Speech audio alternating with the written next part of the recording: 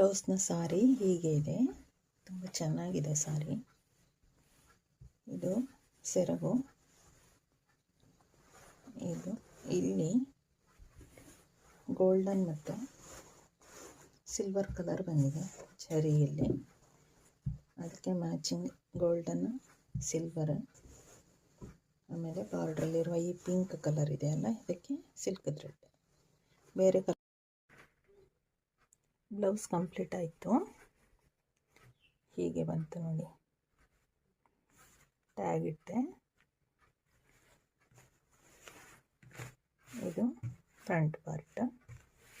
ಸ್ಲೀವಲ್ಲಿ design ಮಾಡಲಿಲ್ಲ, full border ಚೆನ್ನಾಗಿದೆ ಅದು, ಅದರ ಮೇಲೆ ಡಿಸೈನ್ ಬೇಡ ಅಂತ ಮಾಡಲಿಲ್ಲ. ಇಷ್ಟ ಆದರೆ ಲೈಕ್ ಮಾಡಿ. Thank you.